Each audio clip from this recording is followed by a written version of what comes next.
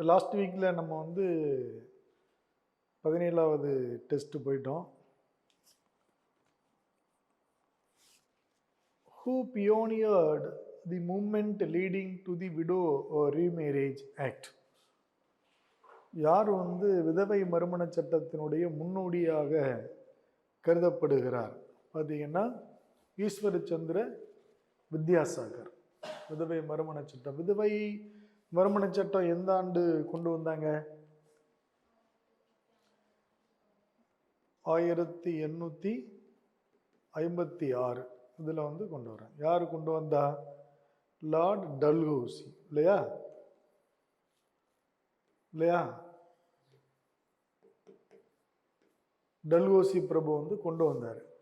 எதுவுமே கொண்டு வருகின்ற பொழுது அதற்கு வந்து இந்தியர்களுடைய உதவி தேவைப்படும்.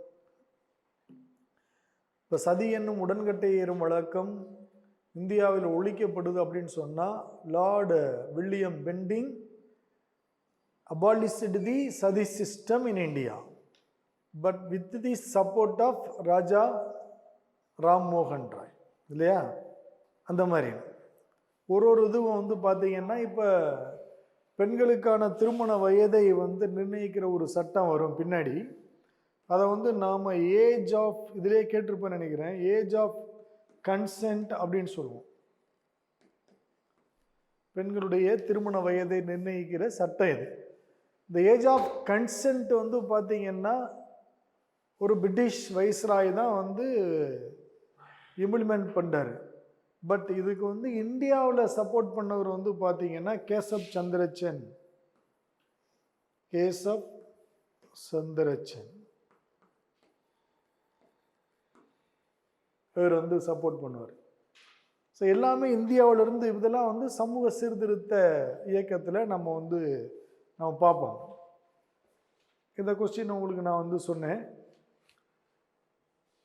இப்போ இதிலே நான் வந்து 3 பேர் கொடுத்துருக்கிறேன். இப்போ ராஜா ராம்மோகன் ராய் பார்த்தீங்கன்னா சதி, அது மாதிரி கேசப் சந்திரசென் பார்த்தீங்கன்னா ஏஜ் ஆஃப் கன்சென்ட், இவர் வந்து விடோ ரீமேரேஜ் ஆக்ட்.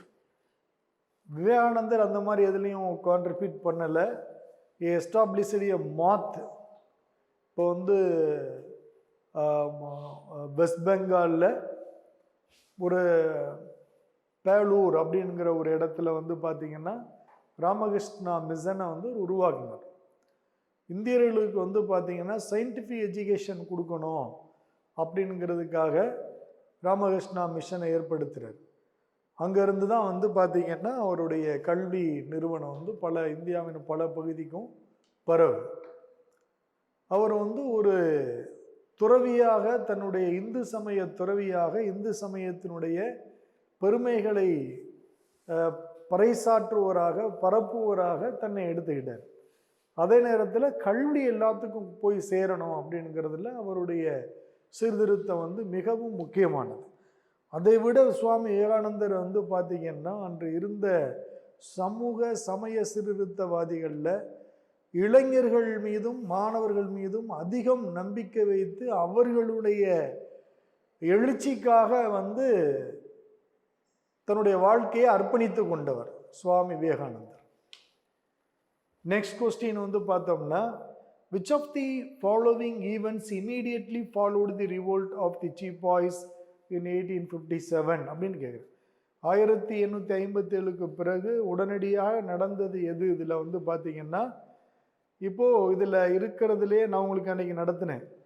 முடிஞ்ச உடனே வர்றது 1859-60 இந்த பெசன்ட் அஜிடேஷன் எகென்ஸ்ட் தி இண்டிகோ பிளான்டர்ஸ் இன் பெங்கால். வங்காளத்தில் வந்து மக்களுடைய எழுச்சி, புரட்சி, எதிர்ப்பு உணர்வு வந்து உருவாகுது. எதுனா அவுரி செடிகளுடைய அந்த பயிரிடக்கூடிய விவசாயிகளுடைய எதிர்ப்புணர்வு தான் அது. அதை போன இந்த வகுப்பில் வந்து நான் வந்து அந்த நீல் தர்பன் அப்படின்னு ஒரு புத்தகம் சொன்னேன். அதை எழுதினவர் இதில் கேட்டிருக்கேன் கொஸ்டின், தீனபந்து மித்ரா அப்படின்னு சொன்னேன். அதுதான் அந்த இது. ரைட், அது C answer. The annexation of which of the following states by the British was not done by using doctrine of lapse. வாரிசிலப்பு கொள்கையை அதை பயன்படுத்தி இணைக்கப்பட்ட மாகாணங்கள்ல கீழ்கண்ட எந்த ஒன்று அவ்வாறு இணைக்கப்படவில்லை அப்படின்னு கேட்குறோம். அப்போ பார்த்தீங்கன்னா சதாரா தான் first state, Nagpur last state, Jhansi 1853 இணைச்சாங்க. இன்னைக்கு வருடத்தை வாரியா சொல்லியிருக்கிறேன் உங்களுக்கு. அவாத் எப்போ இணைச்சாங்க? அயோத்தி 1856 இல்லையா, 1856 இணைச்சாங்க. 1856 அவாத் எதுக்காக இணைச்சாங்க? Maladministration or misadministration, முறையற்ற நிர்வாகம் அப்படிங்கிறதுக்காக 1856 இணைச்சது. அதனால it's not annexed with the என்னது British East India Company territory through the doctrine of lapse. Awadh பார்த்தீங்கன்னா வாரிசிலப்பு கொள்கையின்படி இணைக்கப்படவில்லை. அதான் நம்ம கேட்குறோம், not done by using doctrine of lapse இல்லையா. கொஸ்டினை நீங்கள் எப்போவுமே நல்லா படிக்கணும். அடுத்த கொஸ்டின் பார்த்தீங்கன்னா, which amongst the following was not annexed to the British Empire under subsidiary alliance?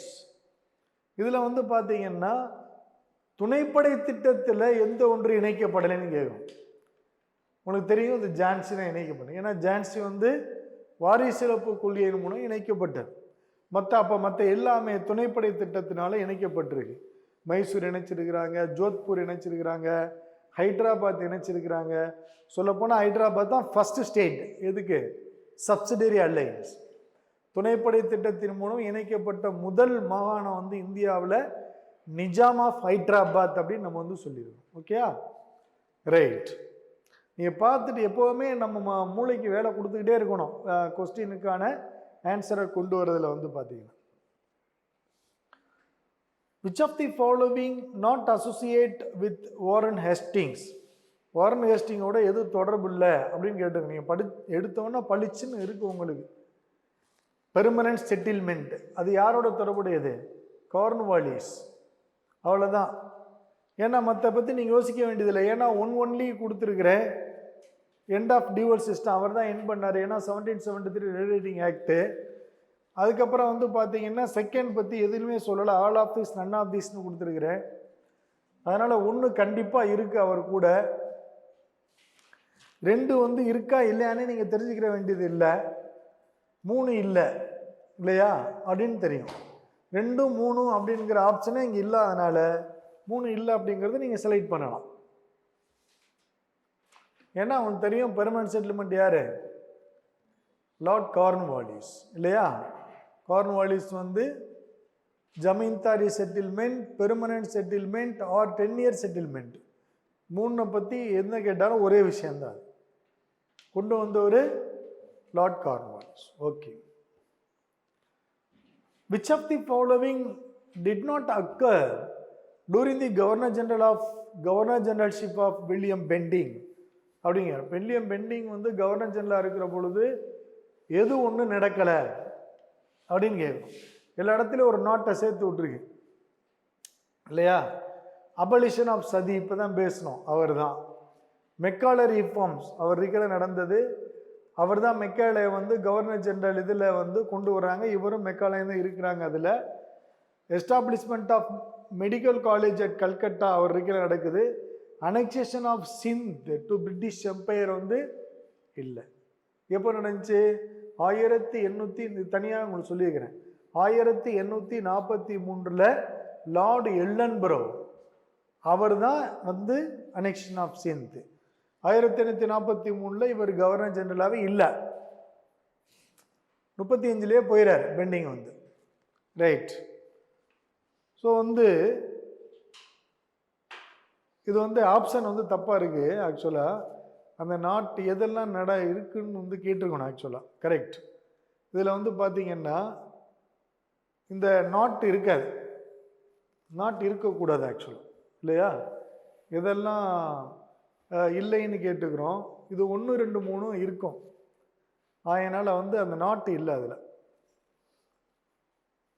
அதை மட்டும் திருத்தி. ரைட், அடுத்த கொஸ்டின் போகிறோம். Which of the following settlement associate with Northwest provinces and Punjab? எந்த செட்டில்மெண்ட் வந்து வடமேற்கு எல்லைப்புற மாகாணம் மற்றும் பஞ்சாப்ல வந்து நடைமுறைப்படுத்தப்பட்டது அப்படின்னு? இந்தியாவில் எத்தனை விதமான செட்டில்மெண்ட் இருந்துச்சு? மகால்வாரி, ரயத்வாரி, ஜமீன்தாரி 3 இருந்துச்சு. இப்போ வடமேற்கு எல்லைப்புற மாகாணத்தில் என்ன இருந்தது? மகால்வாரி. ரயத்வாரி எங்கே இருந்தது? சென்னை, மும்பை. ஜமீன்தாரி எங்கே இருந்தது? பீகார், பெங்கால், ஒரிசா. ரைட். ஸோ இப்போ இங்கே வந்து மகால்வாரி செட்டில்மெண்ட்.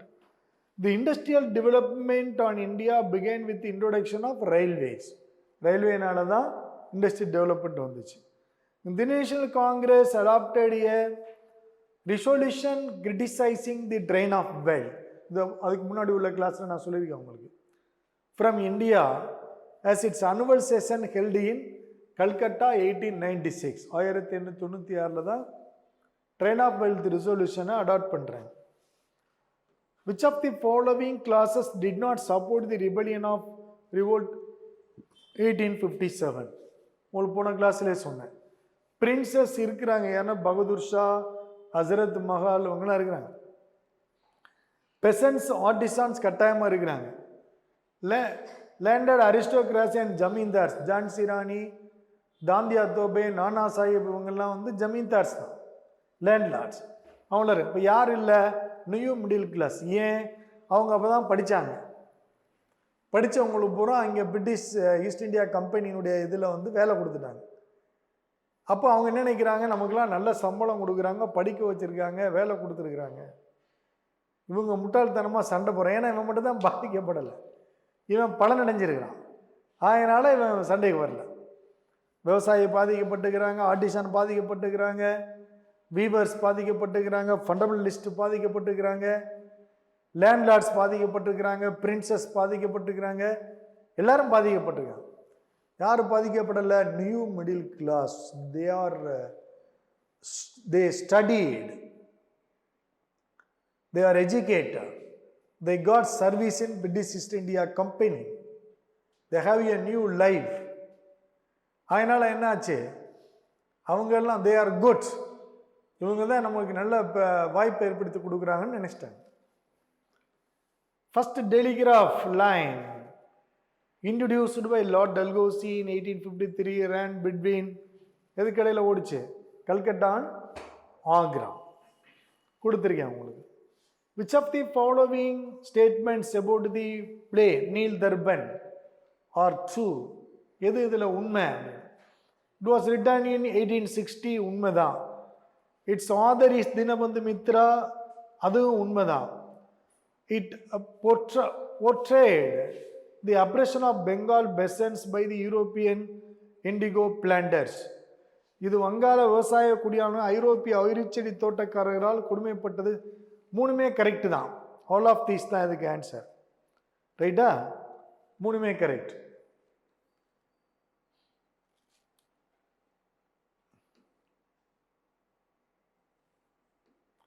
அப்புறம் Pindaris, Lord Hastings, Rohillas, Lord Warren Hastings, Thugees, Lord William Bentinck, அவங்களாம் பழங்குடி மக்கள். இவங்க வந்து அவர்களை ஒடுக்கிய கவர்னர் ஜெனரல்ஸ். ஸோ 3மே correct. Lord Wellesley introduced subsidiary alliance in 1796.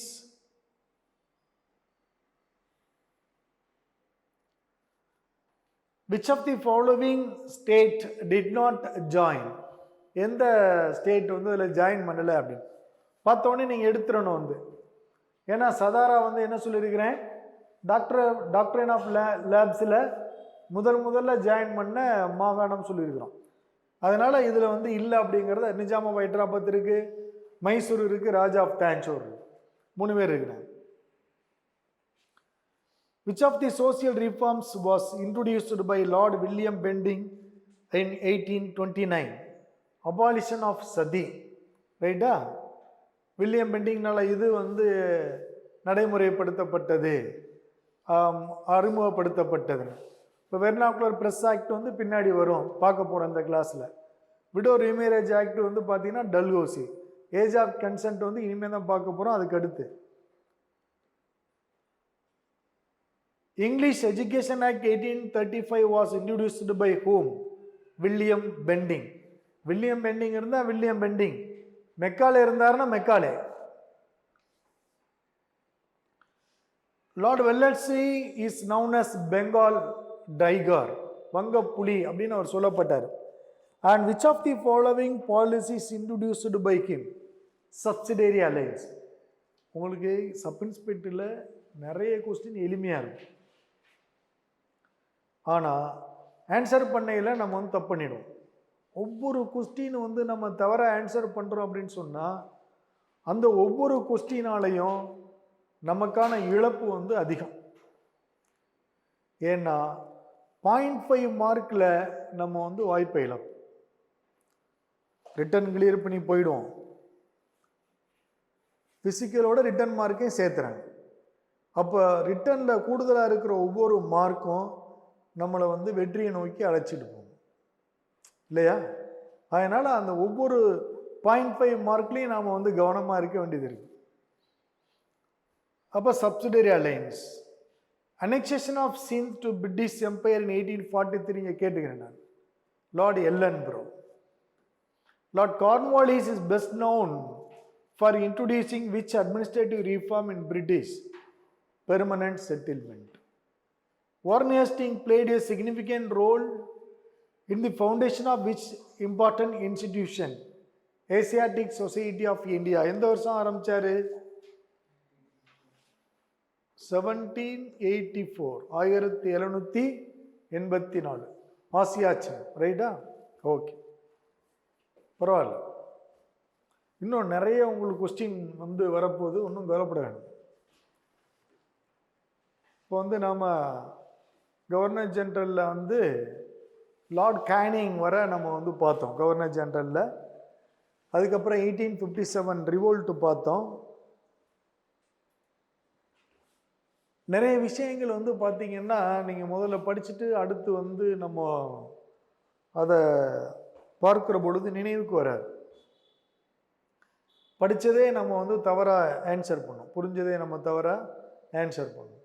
அந்த மாதிரி நிறைய விஷயங்கள் இருக்கும். அதனால் படிக்கிற பொழுது இப்போ நான் வந்து என்னென்னா ஒரு 20 கொஸ்டின் நான் வச்சுருக்கிறேன் அப்படின்னு சொன்னால் உடனே நான் எடுத்துக்கிட்டு நான் வந்து நான் முதல்ல ஆன்சர் பண்ணி பார்ப்பேன் எல்லாத்தையும் திருப்பியும்.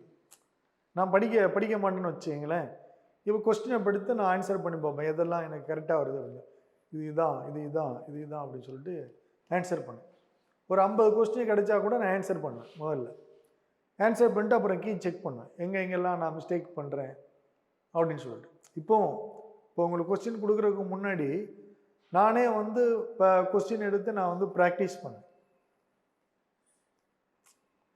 அது மாதிரி என்னென்னா அப்போ நான் ஒவ்வொரு கொஸ்டினும் வந்து நான் பார்த்த உடனே அந்த இன்ஸ்டியூஷனுக்கு நான் வந்து ஏதாச்சும் ஒரு அந்த ஃபவுண்டர் இன்ஸ்டியூஷன் இந்த மாதிரி ஒரு ஈவெண்ட்டு அதோட அசோசியேட் உள்ளவங்களுக்கு வந்து அவங்களுடைய அந்த இங்கிலீஷ் லெட்டர்ஸில் வந்து கனெக்ட் பண்ணி வச்சுருப்பேன். இப்போ தமிழ்லேயே இங்கிலீஷில் எதுலேயே அவனை கனெக்ட் பண்ணி வச்சுக்கலாம். இப்போ நான் உங்களுக்கு சொன்ன பாருங்க, அப்துல் ரஷாக்கு அவர் வந்து பார்த்தீங்கன்னா தேவராயா 2, இந்த 2 டபுள் இஜெட்.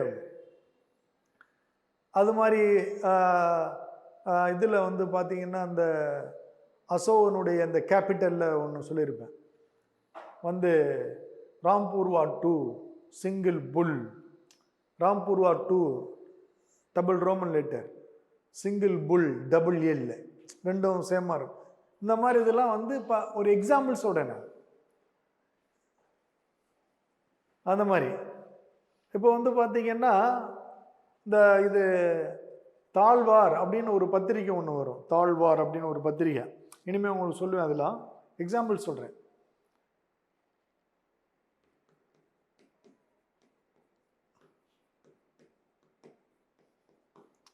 தாழ்வார் அப்படின்னு சொல்லிட்டு இப்போ நான் இது என்ன நினச்சிருப்பேன் வச்சுருந்தேன்னா, இவர் வந்து பார்த்தீங்கன்னா இதை கொண்டு வந்தவர் வந்து வீரேந்திர சட்டோபத்தியாயா அப்படின்னு ஒருத்தர் இருப்பார், வீர். இப்போ இன்னைக்கு வீரம் இருக்கு அப்படின்னு சொன்னா முதல்ல மனிதனுக்கு என்ன வேணும்? விவேகம். ஒரு காலத்துல ரொம்ப பைல்வான் வீரம் உள்ளவங்களுக்கு தான் மதிப்பு. ஏன்னா அது ஒரு காலம், மல்யுத்தம், வாள் ஏந்தி போர் செய்யறது, போர்க்களத்துக்கு போறது, வீர மரணம் அடைகிறது எல்லாமே வந்துட்டு. ஆனா இன்னைக்கு அப்படி இல்லை. இன்னைக்கு காலம் என்ன ஆயிடுச்சு? முழுக்க முழுக்க சாஃப்ட்வேர் வந்துருச்சு இல்லையா? மென்பொருள் வந்துருச்சு, ஆர்டிஃபிஷியல் இன்டெலிஜென்ஸ் வந்துருச்சு. எதுவுமே இன்னைக்கு வந்து வீரத்துக்கு என்ன இல்லை? வேலை இல்லை. ஏன்? அன்னைக்கு ஒருத்தன் மல்லு கட்டி சண்டை போட்டுட்டு இருந்தான். இன்னைக்கு அப்படி இல்லை, கத்தி துப்பாக்கி வந்து எல்லாம் வந்துருச்சு இல்லையா? அதனால இன்னைக்கு வீரன்கிற ஒருத்தனும் கிடையாது. கையில் இருக்கிற ஆயுதம் தான் இன்னைக்கு முக்கியமாகி போச்சு. இப்போ முன்னாடிலாம் வந்து திருடன் என்ன செய்வான்? திருடுறதுக்காக பல மைல் போவான். இப்போ ஆடு திருடணும், மாடு திருடணும், வேற ஏதாவது திருடணும் அப்படின்னு சொன்னால் பல மைல் நடந்து போவான். இப்போல்லாம் அப்படி இல்லை. ஒரு சிஸ்டம், ஒரு கம்ப்யூட்ரு, ஒரு ஃபோனு இது இருந்தால் போதும், உட்காந்த இடத்துல இருந்துக்கிட்டே திருடலாம் இல்லையா? இப்போ ராஜஸ்தானில், பீகாரில், இந்த மாதிரி நார்த் இந்தியாவில் முக்கியமான இடங்கள்ல ஒரு ரூமை பிடிச்சி உட்காந்துக்கிட்டு ஒரு 10 பேர் 20 பேர் உட்காந்து ஃபேஸ்புக்கு என்னென்ன இருக்கோ எல்லாத்துலேயும் வந்து ஃபேக் ஐடி கிரியேட் பண்ணுறது, ஃபோன் அடிக்கிறது, இது பண்ணுறது எல்லாம் எவனோ ஒருத்தன் ஏமாந்து 5000மோ 10,000மோ 1,00,000மோ போடுறாங்க. பிட்காயின் கொண்டு வந்தால், என்னென்னமோ கொண்டு வந்தால் எல்லாத்துலேயும் இதாகிடுச்சு. இதை விட ஒரு பெரிய ஸ்கேம் என்னென்னா ஷேர் மார்க்கெட்டு தான். அதில் தான் கோடி கோடியாக இன்வெஸ்ட் பண்ணுறாங்க, கோடி கோடியாக இழக்கிறாங்க. அதனால முன்னாடி திருடுறதுக்கு வந்து என்ன செய்யணும்? ஃபிசிக்கலாக அவன் வந்து ஒரு இடத்துக்கு விசிட் பண்ணணும், ஏதாவது ஒரு பொருளை தூக்கணும், அது தூக்கணும். இப்போல்லாம் அப்படி கிடையாது. இப்போல்லாம் திருடுங்க. அதுக்கு தான் நான் வந்து போலீஸ்க்கெலாம் வந்து அதுக்கடுத்து நான் இப்போ ஒரு இது எழுதுகிறேன். வந்து போலீஸ் வந்து என்ன செய்யணும்? நவீனப்படுத்தணும். இன்னும் வந்து பார்த்தீங்கன்னா லத்தியை தூக்கிக்கிட்டு பைக் எடுத்துக்கிட்டு நேரம் இங்கே இருக்கேன் அதுக்கு எல்லாருமே வந்து நவீனப்படுத்தணும். எல்லா இடத்துலையும் நீங்கள் கண்காணிப்பு கேமரா வச்சுருக்கிறீங்க. ஒரு குறிப்பிட்ட ஒவ்வொரு பகுதியும் ஒரு ஒரு ஒரு இவருக்கு கொடுக்கணும். கொடுத்துட்டு அங்கங்கே என்னென்ன மூமெண்ட்டு எல்லாத்தையும் கண்காணிக்கணும். நீங்கள் கஞ்சா விற்கிறவன்லேருந்து சாரா விற்கிறவன் வரை அந்த மூமெண்ட்டை பூரா நீங்களே இங்கேயே கவனிச்சிடலாம். எவன் போகிறான், என்ன கொண்டு போகிறான், எங்கே பார்க்குறான், எங்கே கூடுறாங்க, ஒரு போதைப் பொருள் நடமாட்டம் எங்கே இருக்குது அப்படிங்கிறதுலாம் இதிலேயே நம்ம வந்து கணிச்சிடலாம். அதன் மூலம் வந்து அவங்களை எடுத்துடலாம், தூக்கிடலாம். இதை விட்டுட்டு வந்து பார்த்திங்கன்னா எதுக்கு போய் நம்ம வந்து ரோட்டில் நின்றுட்டு இருக்கணும், அங்கங்கே தேடணும், இது பண்ணணும்? என்னென்னா எல்லாம் இன்றைக்கி வந்து ஃபோன்லேயே எல்லாம் கொண்டு வந்துட்டான். சாஃப்ட்வேரில் இருக்குது, டெக்னாலஜி எல்லாம் வளர்ந்துருச்சு, ஈஸியாகிடுச்சு. அப்போ நான் இதை எப்படி ஞாபகம் வச்சுக்கோன்னா, வீரம் இருக்கிறவன் தாழ்வான், இன்னைக்கு விவேகம் இருக்கிறவன் தான் உயர்வான். அதனால் தாழ்வார் வந்துச்சுன்னா நான் வீரேந்திர அப்படின்னு எடுத்துருவேன், வீர் இல்லையா? இந்த மாதிரி உங்களுக்கு தகுந்த மாதிரி நிறைய விஷயங்களை, ஹிஸ்ட்ரியோ ஜியோகிரஃபியோ பாலிட்டியோ, இந்த மாதிரி ஒன்றொன்றையும் வந்து பார்த்தீங்கன்னா, இப்போ நீங்கள் பாலிட்டி வந்து பார்த்தீங்கன்னா எஜுகேஷன் பாலிசி அப்படின்னு சொல்லிட்டு நம்ம பார்க்குறோம். லாங்குவேஜஸ் பற்றி வந்து இது ஷெட்யூல் 8 வந்து பேசியிருப்பாங்க, லாங்குவேஜஸ் பற்றி. ஸோ அதில் வந்து பார்த்தீங்கன்னா ஆர்டிகல் 21 இது வந்து லாங்குவேஜ் பற்றி உள்ளது. அப்புறம் ஆர்டிகல் 71 இதுவும் லாங்குவேஜ் பற்றி உள்ளது. ஸோ ரெண்டையும் கூட்டிங்கன்னா 92. ஆர்டிகல் 92 வந்து லாங்குவேஜ் பற்றி உள்ளது.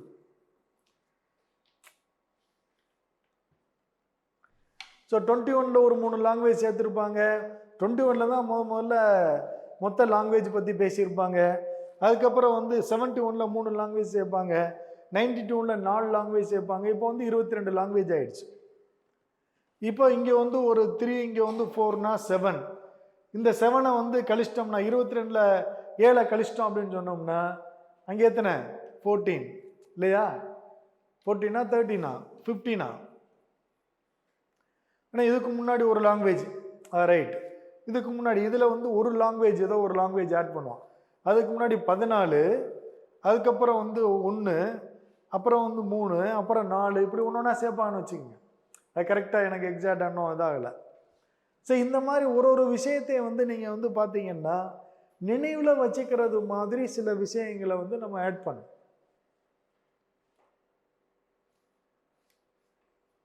ரைட்டா? அந்த மாதிரி கொண்டு வரணும். கொண்டு வந்தீங்கன்னா தான் நாம் வந்து ஜெயிக்க முடியும்.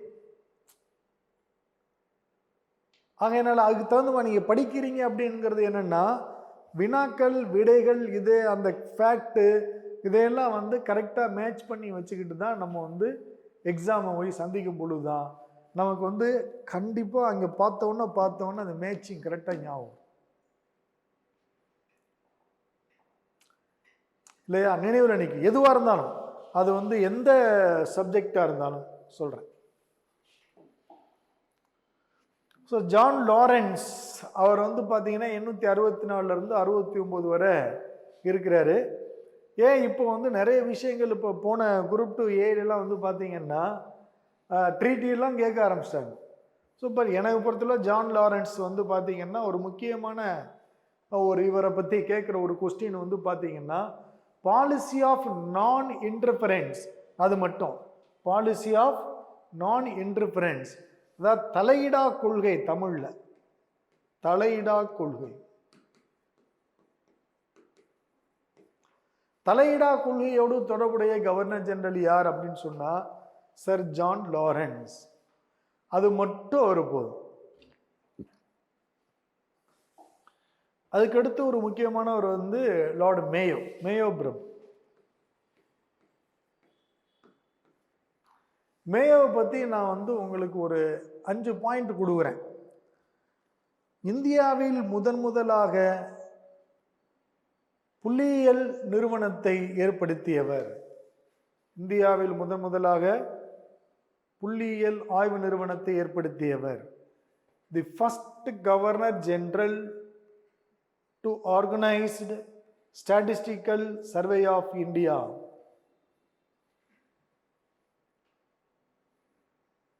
இவர் தான். அதுக்கடுத்து இந்தியாவில் முதலாக மக்கள் தொகை கணக்கெடுப்பை தொடங்கியவர். The first viceroy general to start the census calculation in India in 1872.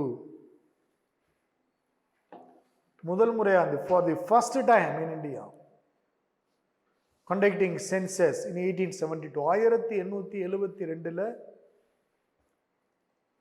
முதலாக மக்கள் தொகை கணக்கெடுப்பை தொடங்கியவர் லார்ட் மேயோ.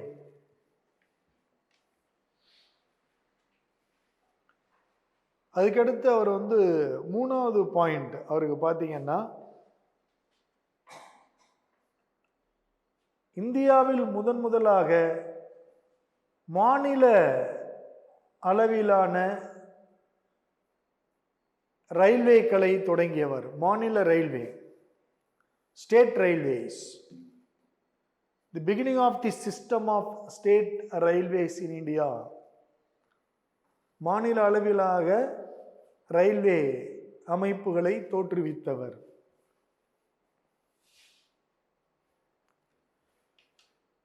ஃபோர்த் பாயிண்ட் இவருக்கு நம்ம வந்து பார்த்தோம் அப்படின்னு சொன்னோம்னா இந்தியாவில் படுகொலை செய்யப்பட்ட ஒரே viceroy general, the only one viceroy general assassinated in India. இந்தியாவில் படுகொலை செய்யப்பட்ட ஒரே ஒரு வைஸ்ராய் ஜெனரல். அந்தமானில் வந்து அவரை கொலை பண்ணிட்டாங்க. அந்தமானில் ஒரு பதான் தீவிரவாதி, அந்தமானில் பதான் தீவிரவாதி. ஏன்னா அந்தமான் ஜெயில வந்து பார்வையிடுறதுக்காக ஒரு போறார் மேயோ. அந்த பதான் தீவிரவாதி ஒருத்த வந்து அங்கேயே அவரை குத்தி காலி பண்ணிட்டான். இந்தியாவில் 2 கல்லூரிகளை இவர் ஏற்படுத்துறாரு. ஒன்று வந்து ராஜ்கோட் காலேஜ் கத்தியவார், குஜராத்தின் கத்தியவாரில் ராஜ்கோட் கல்லூரி, குஜராத்தின் கத்தியவாரில் ராஜ்கோட் கல்லூரி. ராஜஸ்தானின் அஜ்மீரில் மேயோ கல்லூரி, ராஜஸ்தானின் அஜ்மீரில் மேயோ கல்லூரி, இரண்டு கல்லூரிகளை இவர் தொடங்கினார். இதெல்லாம் நாம மேயோவை பத்தி நாம தெரிஞ்சுக்கிற வேண்டியது. அதுக்கடுத்து லார்ட் நார்த்ப்ரூக் பிரபு 872 76 வரை அவருடைய காலகட்டத்தில் நடக்கிற ஒரு முக்கியமான விஷயம் குகா பழங்குடியினர் கழகம்.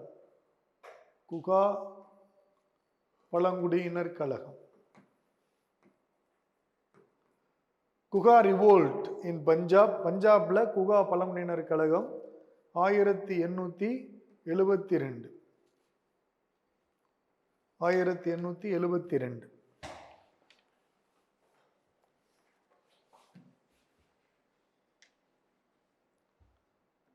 இது மட்டும் போதும், நமக்கு வேற எதுவும் தேவையில்லை அவரை பத்தி. அதுக்கடுத்து நமக்கு முக்கியமான கவர்னர் ஜெனரல் பாத்தீங்கன்னா, அதாவது கேள்விக்கு வாய்ப்பு உள்ள ஒரு ஆளு, லார்ட் லிட்டன். 1876 880 வரை லிட்டன் பிரபு.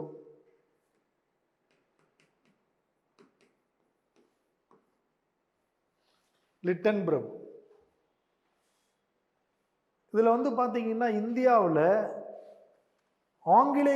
ஆங்கிலேயருடைய ஆட்சிக்கு மிகப்பெரிய எதிர்ப்புணர்வு ஏற்படுத்தக்கூடிய ஒரு சட்டத்தை அவர் கொண்டு வந்தார். அப்படி அவர் கொண்டு வந்த சட்டம் தான் வெர்னாகுலர் பிரஸ் ஆக்ட். 1878 பிராந்திய மொழி சட்டம். இது பெரிய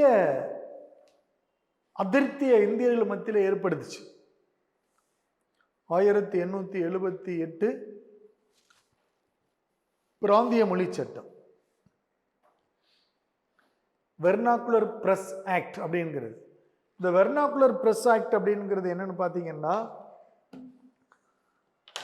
பிரிட்டிஷ் இந்தியாவிற்கு வந்ததற்கு பிறகு அவங்க கல்வி அமைப்புகளை ஏற்படுத்தினாங்க, கல்வி நிறுவனங்களை உருவாக்குனாங்க. எல்லாருக்கும் கல்வி கொடுக்கணும் அப்படிங்கிறதுல மிகுந்த முயற்சி எடுத்தாங்க. அந்த முயற்சி எதுக்காக எடுத்தாங்கன்னா, அவங்களுக்காக எடுத்தாங்க. ஏன்னா இங்கிலாந்துல இருந்து ஒருத்தர் அழைச்சிட்டு இங்க வேலை கொடுத்தாங்கன்னா அவருக்கு அதிகமான சம்பளம் கொடுக்கணும். அதுவே இந்தியாவில் ஒருத்தர் கல்வியை கொடுத்து சாதாரண வேலைகளுக்கு பயன்படுத்தினா மிக மிக குறைவான சம்பளத்துக்கு அவங்கள பயன்படுத்தலாம். அதனால 1000 இந்தியர்களுக்கு கொடுக்குற சம்பளம் 2 பிரிட்டிஷுக்கு கொடுக்கணும். அந்த அளவுக்கு அவங்களுக்கு சம்பளம் அதிகமாக கொடுக்கணும். அதனால 1000 இந்தியர்களை உருவாக்கலாம் அப்படிங்கிறதுக்காக தான் அவங்க ஆங்கில கல்வியை கொடுக்குறாங்க. அதை நம்ம என்ன சொல்லுவோம், பட்லர் இங்கிலீஷ் அப்படின்னு. அவங்களுக்கு 1 2 3 தெரிஞ்சா போதும், எஸ் நோ தெரிஞ்சா போதும், இந்த மாதிரி தான் இல்லையா. ஆனா காலப்போக்கில் இந்தியர்கள் நன்றாக கல்வியை படித்து கொண்டார்கள். 1857 சிப்பாய் கழகத்திற்கு பிறகு இந்தியருடைய கல்வி அறிவு இன்னும் மேம்பட்டதாக இருந்தது. அவர்களுக்கு பகுத்தாயும் திறன் உருவாயிடுச்சு. இந்தியர்களுக்கு இந்தியாவிலே முதலாக பொருளாதார, அரசியல், சமூக விழிப்புணர்வை கொண்டு சேர்த்தவர் Raja Rammohan Roy. The first man to create awareness about the political, social and economical views in subject. இதிலெல்லாம் ஒரு பெரிய விழிப்புணர்வை ஏற்படுத்தினவர் ராஜா ராம்மோகன் ராய். அதனுடைய தொடர்ச்சியா நிறைய விழிப்புணர்வு வந்துருச்சு. இப்ப என்னன்னா 1857 கழகம் 857 கழகம் நேஷனலிசம், இந்திய தேசியம் என்ற உணர்வை இந்தியர்களுக்கு கொண்டு வந்துருச்சு. அதனால இந்த விழிப்புணர்வு எல்லாத்துக்கும் கொண்டு போறாங்க. பொருளாதார விழிப்புணர்வு, அரசியல் விழிப்புணர்வு, சமூக விழிப்புணர்வுங்கிற எல்லாத்தையும் கொண்டு போய் சேர்க்கிறாங்க. எப்படி கொண்டு போய் சேர்க்கிறாங்க? பத்திரிக்கை, சும்மா கையெழுத்து பிரதியை எழுதுறது, அப்புறம் பிரிண்ட் பண்றது. ஏன்னா பிரஸ்லாம் வந்துருச்சு, பிரிண்ட் பண்றது, இந்த மாதிரி இதில் தான் கொண்டு போறாங்க. அப்போ இதில் என்ன ஆகுதுன்னா, ராஜா பேர் தாதாபாய் நவ்ரோஜி அவர் சொன்னது மாதிரி இந்திய செல்வம் கொள்ளை போகுது அப்படிங்கிறது எல்லாம் தெரிஞ்சிச்சு. அதனால பிரிட்டிஷ் இந்திய அரசாங்கத்திற்கு எதிரான சில கருத்துக்களை எழுதுறாங்க. இவங்க எழுதுறது பிராந்திய மொழியில் எழுதுறாங்க. தமிழ்நாடுனா தமிழ்ல, ஆந்திரானா தெலுங்குல, கேரளானா மலையாளத்தில், வட இந்தியாவில் வெஸ்ட் பெங்கால்னா வங்காளம், குஜராத்னா குஜராத்தி, இதில் தான் கொண்டு போகிறாங்க. எப்போ அப்போ தான் என்ன செய்யும், மக்களுக்கு புரியும். இப்போ நம்ம எல்லாத்துக்கும் தமிழில் எது சொன்னாலும் புரியும். ஆங்கிலத்தில் சொல்கிற போது சிலது புரியும், சிலது புரியாது. ஹிந்தியில் சொன்னோன்னு வச்சுங்களேன் ஒன்றுமே புரியாது இல்லையா? அப்போ எப்படித்தான் நாம் ஒரு மொழியை அதிகமாக கற்றுக்கிட்டா கூட தாய்மொழியில் சொல்கிற பொழுது தான் அவங்களுக்கு முழு புரிதல் உருவாகும். தாய்மொழியில் இப்போ நம்ம எத்தனை பேரை பார்க்குறோம், நீங்கள் சிபிஎஸ்சியில் படிச்சுட்டு வரவங்கள ஹிந்தியில் படிச்சிருவோம், ஃப்ரெஞ்சு படிச்சு எல்லாம் படிச்சிருவோம். ஆனால் எழுதவும் தெரியாது, படிக்கவும் தெரியாது, பேசவும் தெரியாது. ரீசன் என்ன? அது வேற ஒரு மொழி.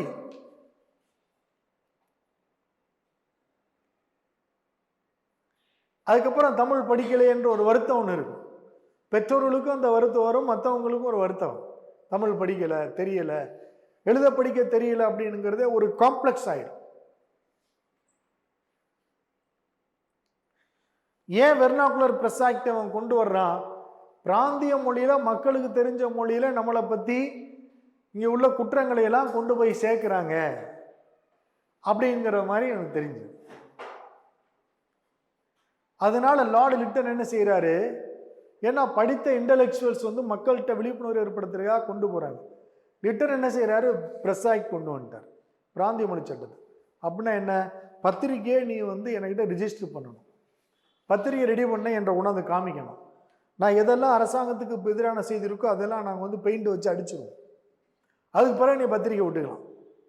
ஒருவேளை நாங்கள் ரிமூவ் பண்ண செய்தியை நீ மறுபடியும் வெளியிட்டீங்கன்னா உன்னுடைய பத்திரிகையினுடைய லைசன்ஸை நாங்கள் கேன்சல் பண்ணிடுவோம், உன்னை அரெஸ்ட் பண்ணிடுவோம், உனக்கு ஃபைன் போடுவோம், உன்கிட்ட வாங்கிற டெபாசிட்டை திருப்பி கொடுக்க மாட்டோம். இதெல்லாம் தான் அந்த சட்டம். அதனால அது ஒரு பெரிய இந்தியர்கள் மத்தியில், படித்த இந்தியர்கள் மத்தியில் ஒரு பெரிய ஒரு வெறுப்புணர்வை ஏற்படுத்துச்சு. அதான் பிராந்திய மொழி சட்டம். இதை பற்றி உங்களுக்கு நல்லா புரியும். அதுக்கடுத்து அதே ஆண்டு 1878 ஆர்ம்ஸ் ஆக்ட் அப்படின்னு ஒன்று கொண்டு வர்றாரு. இந்த ஆர்ம்ஸ் ஆக்ட்ங்கிறது ஆயுத சட்டம்.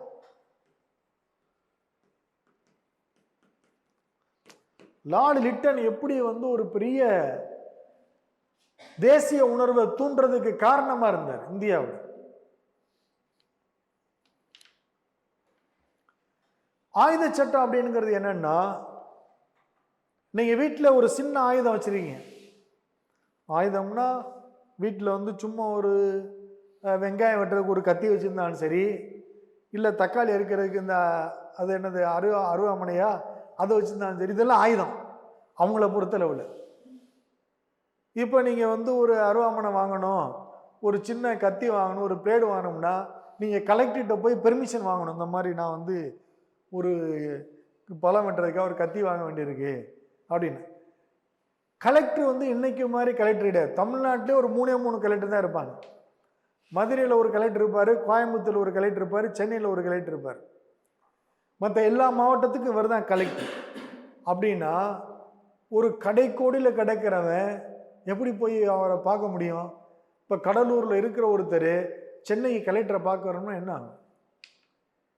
சிதம்பரத்தில் இருக்கிற ஒருத்தர் வரணும்னா என்ன ஆகும்? இல்லையா? வர முடியாது. வந்தாலும் இவரை பார்க்க முடியாது. இப்போ மாதிரிலாம் கலெக்டர் எளிமையாக இல்லை. அப்பெல்லாம் கலெக்டர்னா ரொம்ப பயங்கர பாதுகாப்பு, ரொம்ப உயர்ந்த பதவி, கிட்ட நெருங்க முடியாது, நெருங்கக்கூடாது, அந்த மாதிரி இருக்கும். இதுக்கு போய் கத்தி வாங்குறதுக்கு எத்தனை நாள் அலையிறது, பெர்மிஷன் வாங்க. அதனால இந்த ஆக்டை ஏன் கொண்டு வரணும்னா, இந்தியர்களை யாரெல்லாம் நம்ம சஸ்பெக்ட் பண்றோமோ, சந்தேகப்படுறோமோ அவங்களெல்லாம் அரெஸ்ட் பண்ணணும் அப்படின்னு சொல்லிட்டு, அதுக்காக. அப்போ என்னன்னா, யார் வீட்டுக்கு போனாலும் ஏதாவது ஒரு சின்ன பிளேடு கிடக்கும், ஒரு கத்தி இருக்கும். இதுக்கு நீ பெர்மிஷன் வாங்கியிருக்கியா? பெர்மிஷன் எதுக்கு பெர்மிஷன் வாங்கணும்? அப்போவா ஸ்டேஷனுக்கு வா, ஜெயிலுக்குள்ள போ. அதனால வந்து பார்த்தீங்கன்னா கிராஸ் ரூட் லெவலில் போய் யாரை வேணாலும் அவங்களால அரெஸ்ட் பண்ண முடியும். அதுக்காக இந்த ஆயுத சட்டத்தை கொண்டு வர்றார். ஸோ பிராந்திய மொழி சட்டமும் பெரிய அதிர்வலை ஏற்படுத்துது. ஆயுத சட்டம் கிராஸ் ரூட் லெவலில் இருக்கிற ஒருத்தனை எதுவும் செய்ய போகிறது இல்லை. ஆனால் இது வந்து இன்டலெக்சுவல் சார்ந்த அறிவார்ந்த மக்கள், இவங்க தான் புரட்சியை வந்து எதிர்ப்புணர்வை தூண்ட முடியும், இவங்க தான் கொண்டு போய் சேர்க்க முடியும். இதுதான் பெரிய அதிர்வுகளை ஏற்படுத்தினதா எடுத்துக்கிறோம் இதை வெர்னாகுலர் பிரஸ் ஆக்ட் அப்படிங்கிறது.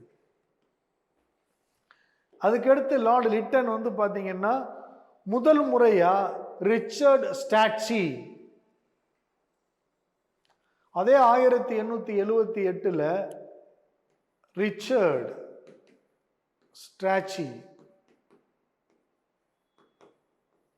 தலைமையில் இந்தியாவின் முதல் பஞ்சக்குழுவை அமைக்கிறார். The first famine commission founded in the year of 1878 under the presidency of Richard Strachey. Richard Strachey தலைமையில் இந்தியாவின் முதல் பஞ்சக்குழுவை உருவாக்கினார். இருந்தாலும் வந்தோன்னா பஞ்சம் வந்துருச்சு.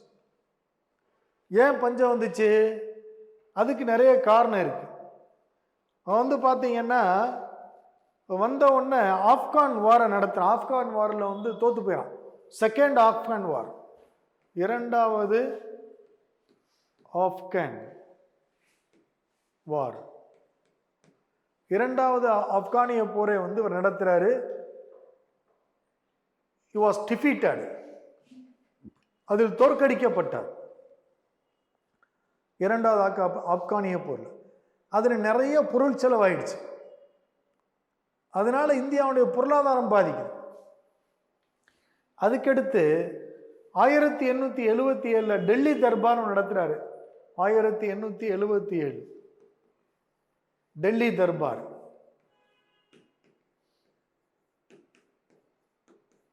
இந்த டெல்லி தர்பார் என்னன்னா இங்கிலாந்தினுடைய ராணி இந்தியாவிற்கும் ராணி அப்படின்னு டிக்ளேர் பண்றது.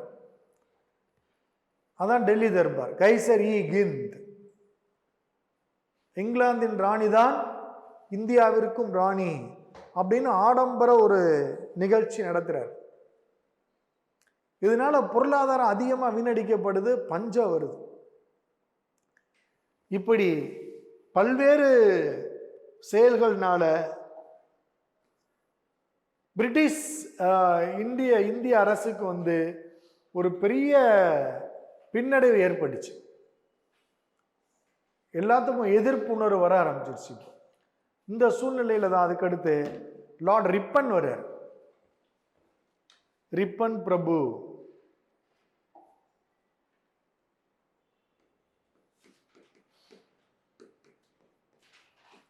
ஆயிரத்தி 1880 இருந்து 1884. ரிப்பன் பிரபுவை பொறுத்தளவில் நமக்கு வந்து ஒரு 8 பாயிண்ட் வர பத்தி நமக்கு தேவைப்படுது. ரிப்பன் பிரபு காலகட்டத்தில் தான் 1881 முதல் தொழிற்சாலை சட்டம் வந்துச்சு. இந்தியாவில் முதல் தொழிற்சாலை சட்டத்தை கொண்டு வந்தவர். The first factory act in 1881. இந்தியாவில் முதல் தொழிற்சாலை சட்டத்தை கொண்டு வந்தவர்.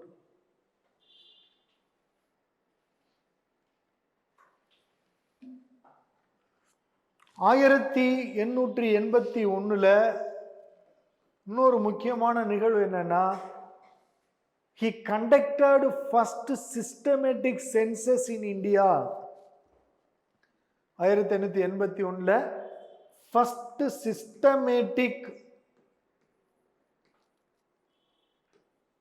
systematic census. இந்தியாவில் முதலாக முறையான மக்கள் தொகை கணக்கெடுப்பை தொடங்கியவர். மேய வந்து முதலாக மக்கள் தொகை கணக்கெடுப்பு. இவர் வந்து பார்த்தீங்கன்னா முறையான முதல் மக்கள் தொகை கணக்கெடுப்பு 1881. அதுல இருந்து எவரி 10 years, ஒவ்வொரு 10 ஆண்டு எடுக்கணும். அதான் சிஸ்டமேட்டிக். ஆண்கள், பெண்கள், கிராமம், நகரம், மதம், ஜாதி, இந்த பிரிவினைகள்லாம், குழந்தைங்க எல்லாம், அதான் சிஸ்டமேட்டிக் சென்சஸ். 1882 வந்து பார்த்தீங்கன்னா பிராந்திய மொழி சட்டத்தை நீக்கினார். லிட்டன் கொண்டு வந்தார் இல்லையா பிராந்திய மொழி சட்டம். He revealed Vernacular Press Act. Repeal of Vernacular Press Act. பிராந்திய மொழி சட்டத்தை நீக்கினார்.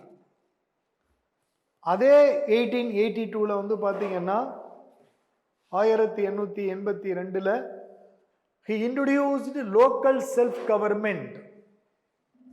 1882 he introduced local self government. உள்ளாட்சி முறையை அறிமுகம் செய்தார். 1882 உள்ளாட்சி முறையை அறிமுகம் செய்தார். லோக்கல் செல்ஃப் கவர்மெண்ட் உள்ளாட்சி முறையை அறிமுகம் செய்தார்.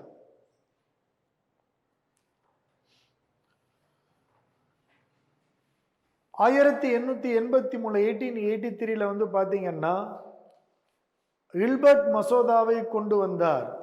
இல்பர்ட் மசோதா.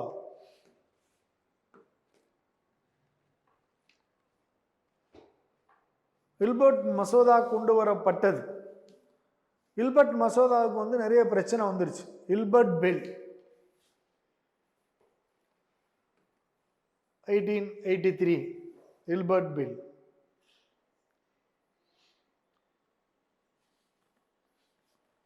அதே மாதிரி 1882 இன்னொன்று அவருடைய காலகட்டத்தில் இன்னொரு கல்விக்குழு வந்துச்சு.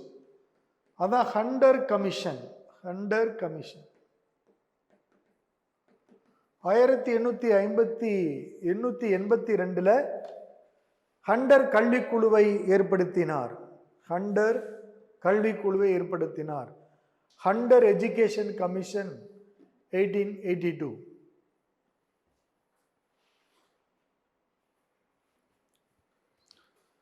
ஹண்டர் எஜுகேஷன் கமிஷனுடைய முக்கியமான ஒரு கூறு என்னன்னா vocational education. It introduced vocational தொழில் சார்ந்த கல்வியை அறிமுகம் செய்தது. ஹண்டர் கமிஷன் வந்து தொழில் சார்ந்த கல்வியை அறிமுகம் செய்தது. இந்தியாவில் முதலாக வறுமை கோடு என்ற ஒரு புதிய கோட்பாட்டை ஏற்படுத்தினார். Famine code 1883. இப்போ நம்ம சொல்றோம்ல வறுமை கோட்டு கீழே உள்ளவங்க அப்படின்னு சொல்லிட்டு அதை முதல்ல கொண்டு வந்து ஒருவர் தான் famine code. He introduced famine code in 1883. 1883 வறுமை கோடு என்ற ஒரு பொருளாதார புதிய குறியீட்டை உருவாக்கினார் இந்தியாவில். அதுக்கடுத்து வந்து பார்த்தீங்கன்னா லார்டு டஃப்ரின். அவரை பொறுத்தவரை 2 பாயிண்ட் நமக்கு முக்கியம். லார்டு டஃப்ரினுக்கு வந்து டஃப்ரின் பிரபு. டஃப்ரின் பிரபு. டஃப்ரின் பிரபுக்கு வந்து முதல் பாயிண்ட் என்னன்னா 1885 டிசம்பர் 28 இந்திய தேசிய காங்கிரஸ் உருவாகின்ற பொழுது இவர் வைஸ்ராய் ஜெனரலாக இருந்தார். 1885 டிசம்பர் 28 இந்திய தேசிய காங்கிரஸ் கட்சி உருவாகின்ற பொழுது இந்தியாவின் வைஸ்ராய் ஜெனரலாக இருந்தவர். In the time of foundation of Indian National Congress in 1885 December 28, Dufferin was the Viceroy General of India. Number 2, 1885 Third Burmese War. மூன்றாவது பர்மிய போர் 1885 மூன்றாவது பர்மிய போர் முடிந்து Burma annexed with British Indian territory. Burma British இந்திய அரசோடு இணைக்கப்பட்டது இவருடைய காலத்தில் தான். இது ரொம்ப ரொம்ப முக்கியமான கொஸ்டின். பர்மா இணைக்கப்பட்டது, பர்மா இந்தியாவில் வந்து பிரிக்கப்பட்டது. ரெண்டுல ஏதாவது ஒரு கொஸ்டின் வந்து கேட்கறதுக்கு வாய்ப்பு இருக்கும். பர்மாவை 1885 மூன்றாவது பர்மிய போர் முடிந்த உடனே பிரிட்டிஷ் இந்திய அரசோட இணைக்கிறார் இவர் தான். பர்மா இந்தியாவிலேருந்து பிரிக்கப்பட்டது பார்த்தீங்கன்னா 1935. அது பின்னாடி சொல்லுங்க, அது ஆக்டோட சேர்ந்து. ஸோ இந்த ரெண்டும் இவருடைய காலகட்டத்தில் இருந்த முக்கியமான ஒரு நிகழ்வு. அதுக்கடுத்து Lord Lansdowne. Lord Lansdowne, Lansdowne பிரபு.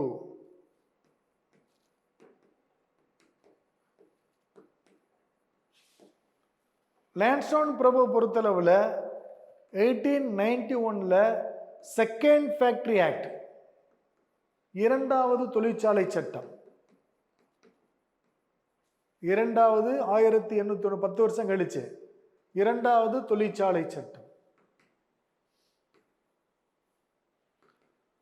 இதில் தான் சைல்ட் லேபரு, என்ன வயசுக்குள்ளே இருக்கிறவங்கெல்லாம் வேலை செய்யணும் தொழிற்சாலையில், அதெல்லாம் இந்த தொழிற்சாலை சட்டங்களில் தான் கொண்டு வராங்க. அதற்கடுத்து பார்த்தீங்கன்னா லான்ஸ்டவுன் இருக்கிற பொழுது 1892 இந்திய கவுன்சில் சட்டம், இந்தியன் கவுன்சில் ஆக்ட், இந்திய கவுன்சில் சட்டம், அது ஒரு காலத்தில் கொண்டு வராங்க. அதுக்கடுத்து 1891, ஏற்கனவே நான் பேசிட்டே இருக்கோம் அதை பற்றி, பெண்களின் திருமண வயதை நிர்ணயிக்கின்ற age of consent, age of consent act, பெண்களின் திருமண வயதை நிர்ணயிக்கின்ற சட்டத்தை இவர் கொண்டு வரார் 1891 under the support of Keshab Chandrasen. Keshab Chandrasen உதவியுடன் பெண்களின் திருமண வயதை நிர்ணயிக்கும் சட்டத்தை 1891 கொண்டு வந்தார். Under the support of Kesab Chandrachen, the Age of Consent Act was passed in 1891 by Lord Lansdowne.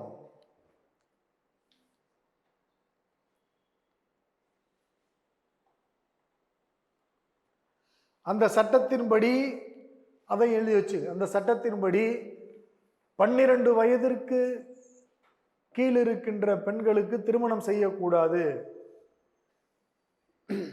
என்று தடை செய்யப்பட்டது. அப்போ கூட 12 வயது தான் வச்சிருக்கான். அப்போ 12 வயசு கீழே மேரேஜ் பண்ணிக்கிறாங்க. 12 வயது கீழ் உள்ள குழந்தைகளுக்கு திருமணம் செய்யக்கூடாது. அதான் அந்த ஏஜ் ஆஃப் கன்சென்ட் சட்டம். அப்புறம் இந்த 12 வயதை 14 வயசாக உயர்த்துவாங்க. அது 1829 சாரதா ஆக்ட்னு ஒன்று வரும். அதுக்கப்புறம் அதை 16 ஆக்கி 18 ஆக்கி இப்போ 21 ஆக்கியிருக்கிறாங்க.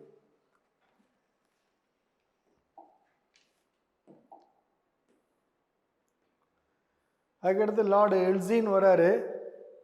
அவர் பெரிய இது இல்லை, ஒரே ஒரு இது மட்டும் அவருக்கு வச்சுக்கலாம். எல்சின் 2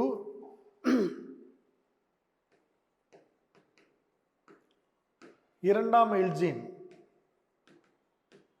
ஒரு காலகட்டத்தில் முண்டா அப்ரைசிங், முண்டா பழங்குடியினர் கழகம், முண்டா பழங்குடியினர் கழகம்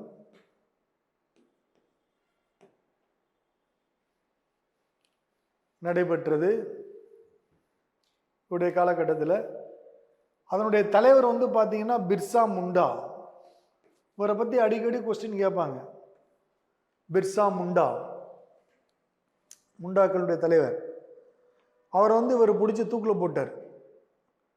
தி Munda rebellion suppressed and Birsa Munda hanged.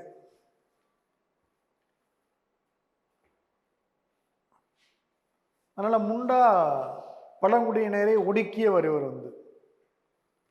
So அதுக்கடுத்து நாம் இன்னும் ஒரு முக்கியமான ஒருத்தருக்கு போகிறோம்.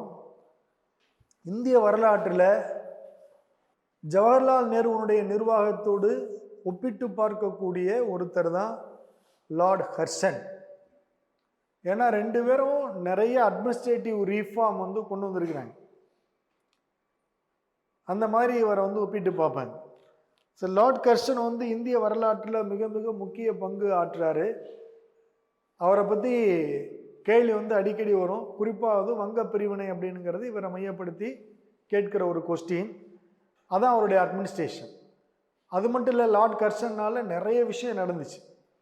கிட்டத்தட்ட அவரை பற்றி நம்ம வந்து ஒரு 8லேருந்து 9 பாயிண்ட் வரை நம்ம அவரை பற்றி எடுக்கலாம். ஸோ இந்தியாவில் முதலாக நாணய சட்டத்தை கொண்டு வந்தவர் 1899 இந்தியன் காயினேஜ் ஆக்ட். இந்தியாவில் நாணய சட்டத்தை கொண்டு வந்தவர்.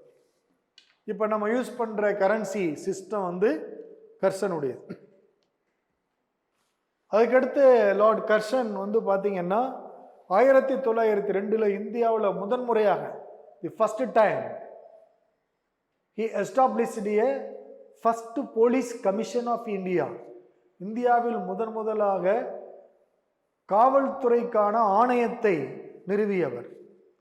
ஆண்ட்ரூ ஃப்ராசர் தலைமையில் நிறுவினார். ஆண்ட்ரூ ஃப்ராசர் ஆண்ட்ரூ ஃப்ராசர் தலைமையில் ஃபர்ஸ்ட் போலீஸ் கமிஷன்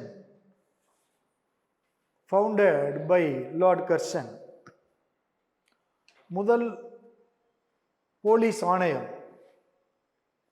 1902.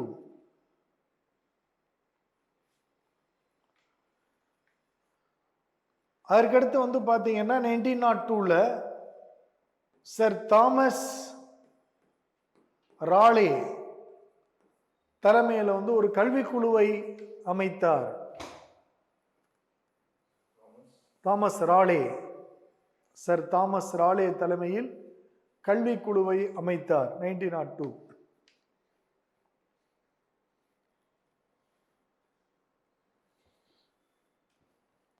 இதைத்தான் வந்து நாம் வந்து பார்த்தீங்கன்னா யூஜிசி அப்படின்கிறோம், யூனிவர்சிட்டி கிராண்ட் கமிஷன், பல்கலைக்கழக மானிய குழு அப்படின்னு. இந்த ராலே தலைமையில் அமைக்கப்பட்ட குழு தான் பல்கலைக்கழக மானிய குழு.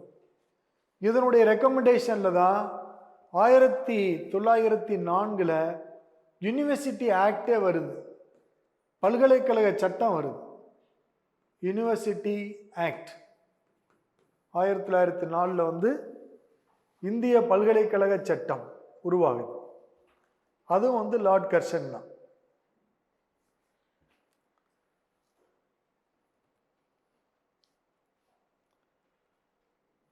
அதுக்கடுத்து வந்து இவருடைய காலகட்டத்தில் வந்து பார்த்தீங்கன்னா 1904 ஏன்ஷியன்ட் மொனுமெண்ட் ப்ரொடெக்ஷன் ஆக்ட், இந்திய தொல்பொருட்கள் பாதுகாப்பு சட்டம், ஏன்ஷியன்ட் மொனுமெண்ட் ப்ரொடெக்ஷன் ஆக்ட், இந்திய தொல்லியல் மற்றும் தொல்பொருட்கள் பழங்கால சின்னங்கள் பாதுகாப்பு சட்டம் 1904 கொண்டு வர்றார் லார்ட் கர்ஷன். அதுக்கடுத்து 1905 வந்து பார்த்தீங்கன்னா he established the first agriculture college in India at Pusa near Delhi. Delhi அருகில் இருக்கின்ற பூசா என்னும் இடத்தில் இந்தியாவின் முதல் வேளாண்மை கல்லூரியை நிறுவினார். The first agriculture college.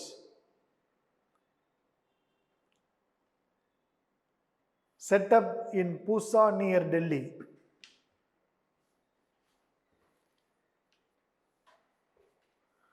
அதுக்கடுத்து ஹர்ஷன் வந்து பார்த்தீங்கன்னா வங்க பிரிவினை 1905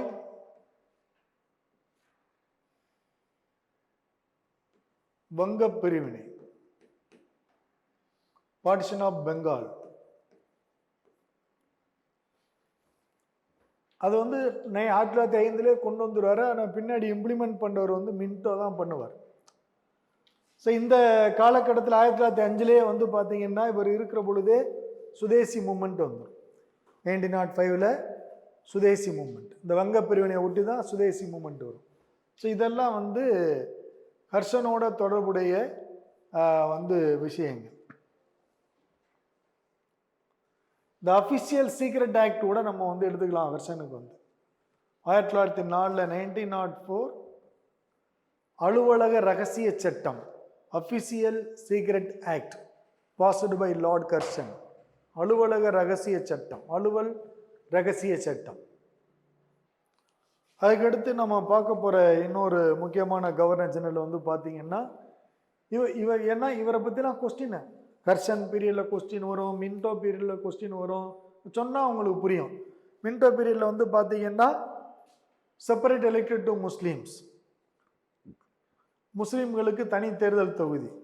அது மாதிரி மின்டோ மார்லி ரீஃபார்ம் இந்த மாதிரி இது. அதனால ஒவ்வொரு கவர்னர் ஜெனரலுடைய காலகட்டத்திலையும் டைரெக்டாக கவர்னர் ஜெனரலை பற்றி நம்மளுக்கு கொஸ்டின் வருதோ இல்லையோ, அவங்க காலத்தில் நடந்த நிகழ்வுகளை பற்றி நம்மளுக்கு வந்து கொஸ்டின் வரும். இவர் வந்து இரண்டாம் மின்டோ.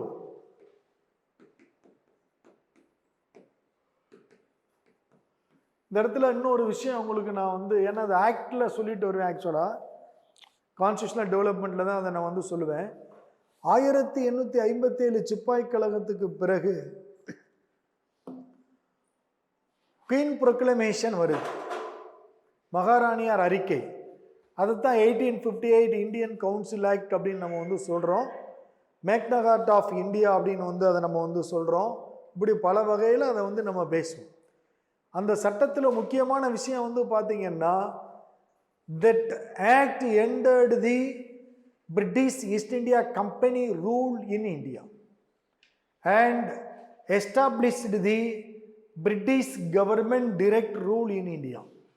இந்தியாவில் ஆங்கிலேய கிழக்கிந்திய கம்பெனியுடைய ஆட்சியை இந்தியாவில் முடிவுக்கு கொண்டு வருது. அதே நேரத்தில் பிரிட்டிஷ் அரசினுடைய நேரடி ஆட்சி முறையை இந்தியாவில் ஏற்படுத்தும் அந்த சட்டம் தான். அதில் ரெண்டு விஷயம், இன்னொரு முக்கியமான விஷயம் அவங்க இன்ட்ரடியூஸ் பண்ணுவாங்க. அங்கே ஒரு புதிய பதவியை அறிமுகப்படுத்தும். அந்த பதவி தான் செக்ரட்டரி ஆஃப் ஸ்டேட்ஸ் அப்படின்னு சொல்லுவோம். அரசு செயலர் பதவி, அரசு செயலர், செக்ரட்டரி ஆஃப் ஸ்டேட், அரசு செயலர். இந்த செக்ரட்டரி ஆஃப் ஸ்டேட் அப்படிங்கிற இந்த பதவி வந்து இந்தியாவுக்கான அரசு செயலர். Secretary of state for India, British India. அவர் எங்க இருப்பாரு? லண்டன்ல இருப்பார், இங்கிலாந்துல இருப்பார். he was assisted by 15 members council. அவர் வந்து 15 பேர் கொண்ட குழு அவருக்கு உதவி செய்யும். இந்த 15 பேர் செக்ரட்டரி ஆஃப் ஸ்டேட்டு எல்லாருமே எங்கே இருப்பாங்க? இங்கிலாந்து. சம்பளம் யார் கொடுப்பா? இந்தியா. இங்கே இருந்து who is powerful? Viceroy General of India or Secretary General of this Secretary of State. யார் பவர்ஃபுல் இங்க? Secretary of state powerful. அவர் தான் பவர்ஃபுல், அவர் தான் முடிவெடுப்பார். இந்த செக்ரட்டரி ஆஃப் ஸ்டேட்டுக்கும் வைஸ்ராய் ஜெனரலுக்கும் இருக்கிற கான்ட்ரோவர்சி தான் இல்பர்ட் பில். இல்பர்ட் பில் ஏன் வருது? ஒய் இல்பர்ட் பில் கான்ட்ரோவர்சி அப்படின்னு பார்த்தோம்னா, யார் முடிவெடுக்க முடியும்? Viceroy general, secretary general. ஏன்னா ரிப்பன் இந்திய மக்களுக்கு உதவி செய்கிறார். அப்போ இல்பர்ட் அங்கே வந்து பார்த்தீங்கன்னா இந்தியர்கள் படிச்சிட்டாங்க, ஜட்ஜாக வந்துட்டாங்க, நிர்வாக பொறுப்புக்கு வர்றாங்க. அப்போ ஜட்ஜாக வரும் பொழுது பிரிட்டிஷ்காரங்களும் இங்கே இருக்கிறாங்க. அப்போ அவங்க பிரிட்டிஷ்காரங்களை தண்டிக்கிறனா தண்டிக்கலாம். ஆனால் இல்பர்ட் பில் என்ன சொல்லுது? அப்படி தண்டிக்க கூடாதுன்னு சொல்லுது. இந்தியர்களை இந்திய ஜட்ஜ் தண்டிக்கலாம், பிரிட்டிஷ்காரங்களை நீ தண்டிக்க கூடாது. நீ அது அக்ரவமாக இருக்கு. அதான் இல்பர்ட் பில் கான்ட்ரோவர்சி. கடைசியில் என்னாச்சு? ரிப்பன் வந்து இதுக்கு சப்போர்ட் பண்ணுறாரு, இவங்களும் தண்டிக்கணும்னு சொல்லிட்டு அவங்க இல்பர்ட் பில்லை கொண்டு வராங்க. கான்ட்ரோவர்சி வருது. கடைசியில் என்ன பண்ணுறாங்க? ஒருவேளை பிரிட்டிஷ் மேலே குற்றச்சாட்டை வந்து தண்டிக்கணும்னா அதுக்கு ஒரு ஜூரியை உருவாக்கணும். ஜூரியில் மெஜாரிட்டியாக பிரிட்டிஷ் இருக்கணும். 5 பேர் இருந்தாங்கன்னா 3 பேர் பிரிட்டிஷ். இவங்க வந்து பிரிட்டிஷை தண்டிக்கணுமா இல்லையானா அவங்க முடிவு எடுப்பாங்க. எப்படி தண்டிப்பான்? இல்லையா? அவன் எப்படி பிரிட்டிஷ்காரன் தண்டிப்பான்? 7 பேர் இருந்தாங்கன்னா 4 பேர் பிரிட்டிஷ், 3 பேர் இந்தியன்ஸ். அதான் அந்த இல்பர்ட் பில். அப்போ செக்ரட்டரி ஆஃப் ஸ்டேட் தான் பவர்ஃபுல் அப்படிங்கிறத நம்ம புரிஞ்சுக்கிறோம். ஸோ ஒவ்வொருத்தரை பற்றி நம்மளுக்கு கொஸ்டின் இருக்கு. ஸோ லார்ட் மிண்டோ, 2ஆம் மிண்டோ காலகட்டத்தில் தான் 1906 அக்டோபர் 1906 வங்கப்பிரிவினை நடைமுறைப்படுத்தப்படுது. வங்கப்பிரிவினை நடைமுறைப்படுத்தப்படுது. வங்கத்தை பிரித்தவர் லார்ட் கர்சன், அதுக்கு பின்னாடி அதை வந்து நடைமுறைப்படுத்தினவர் Minto. Partition of Bengal came into force 1906 October. இவருடைய காலகட்டத்தில் 1906 முஸ்லீம் லீக் உருவாகுது. முஸ்லீம் league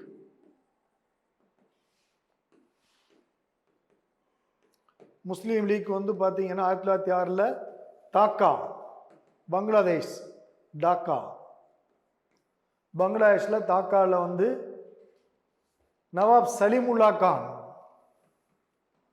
Nawab Salimullah Khan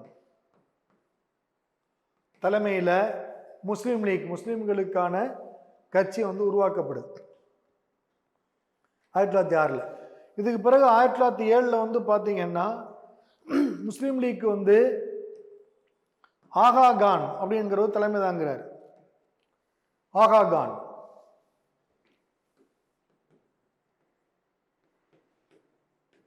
Aga Khan, also known as the permanent president of Muslim League. ஆகா கான் வந்து முஸ்லீம் லீக்கினுடைய நிரந்தர தலைவராக கருதப்பட்டார்.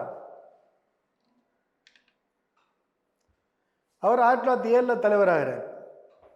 இவருடைய மின்டோனுடைய காலகட்டத்தில் வந்து பார்த்தீங்கன்னா இவர் வந்து வைஸ்ராய் ஜெனரல், கவர்னர் ஜெனரலாக இருந்தவர் வந்து மார்லி பிரபு, லார்ட் மார்லி. இவர் வந்து பார்த்தீங்கன்னா இவர் வைஸ்ராய் ஜெனரல், இவர் வந்து செக்ரட்டரி ஜெனரல். செக்ரட்டரி ஆஃப் ஸ்டேட்னு சொன்னோம் இல்லையா, அங்கே ஒரு போஸ்ட் லண்டனில் இருக்கிறான்னு சொல்லிட்டு அந்த அரசு செயலர் வந்து இவர் தான், மார்லி அரசு செயலர். இவங்க 2 பேர்ல தான் அந்த ரீஃபார்ம் வருது, Minto Morley reform.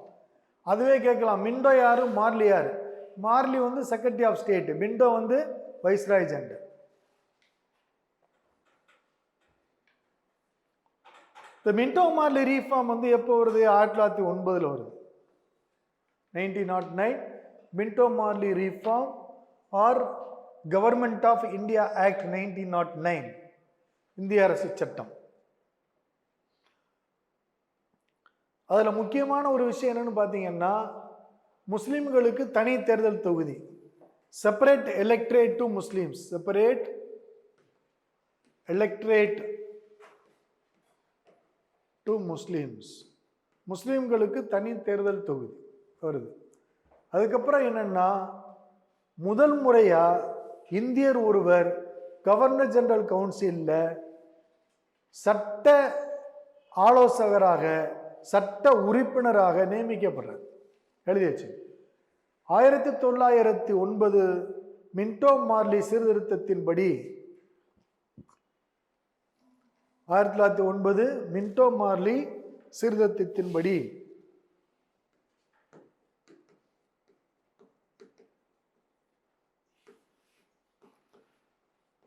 Satyendra Prasad Sinha என்பவர், சத்யேந்திர பிரசாத் சிங்கா, இவர் வந்து எஸ்பி சிங்கா அப்படின்னு சொல்லுவாங்க. சத்யேந்திர பிரசாத் சிங்கா என்பவர் கவர்னர் ஜெனரல் குழுவில் சட்ட உறுப்பினராக நியமனம் செய்யப்பட்டார்.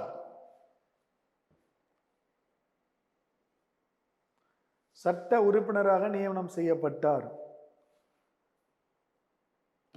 கவர்னர் ஜெனரல் குழுவில் இடம்பெற்ற முதல் இந்தியர் இவர் தான். எழுதிங்க, the first Indian to participated in Governor General Council was SP Singha. Governor General Council, Governor General குழுவில் முதலாக இடம்பெற்ற இந்தியர், அதுவும் சட்ட உறுப்பினராக இடம்பெற, சட்ட உறுப்பினரா, லா மெம்பர்.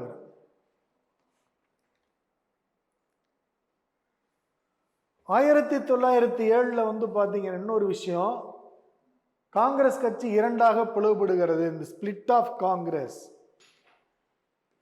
அட் சூரத். சூரத் காங்கிரஸ் மாநாட்டில் காங்கிரஸ் கட்சி இரண்டாக பிளவுபடுகிறது. சூரத் மாநாட்டிற்கு தலைமை தாங்கியவர் ராஸ் பிகாரி கோஸ். ராஸ் பிகாரி கோஸ். ராஸ் பிகாரி போஸ் பின்னாடி ஒருத்தர் வருவார், இவர் ராஸ் பிகாரி கோஸ்.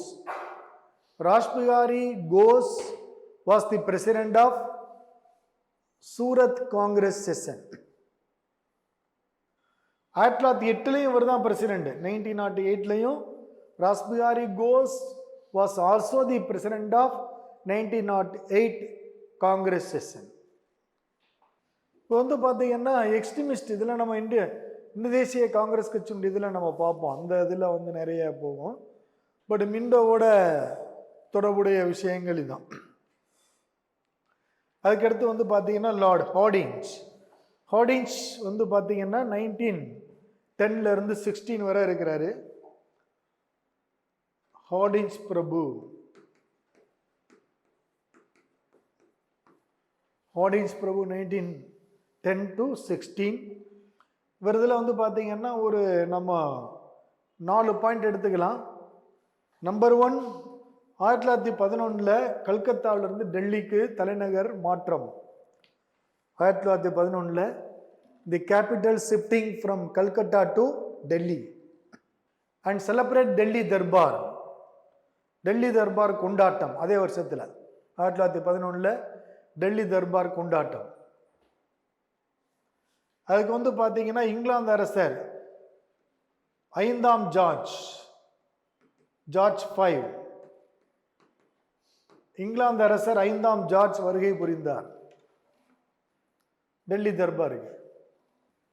இவருடைய இந்த காலகட்டத்தில் 1913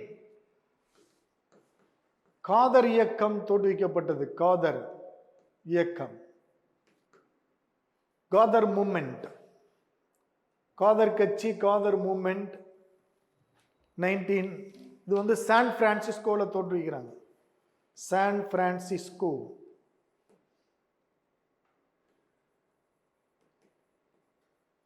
யுனைடெட் ஸ்டேட்ஸ். சான் பிரான்சிஸ்கோவில் காதர் இயக்கம். இதெல்லாம் வந்து பார்த்தீங்கன்னா இந்திய சுதந்திரத்துக்காக வெளிநாடுகளில் தோன்றுகின்ற இயக்கங்கள் இதெல்லாம். காதர் மூமெண்ட். லாலா ஹர்தயால். காதர் மூமெண்ட் வந்து லாலா ஹர்தயால். இவங்கெல்லாம் Singh, Punjab seeks.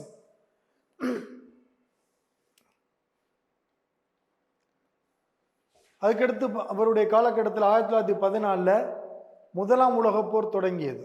The first world war broken out. முதலாம் உலகப் போர் தொடங்கியது.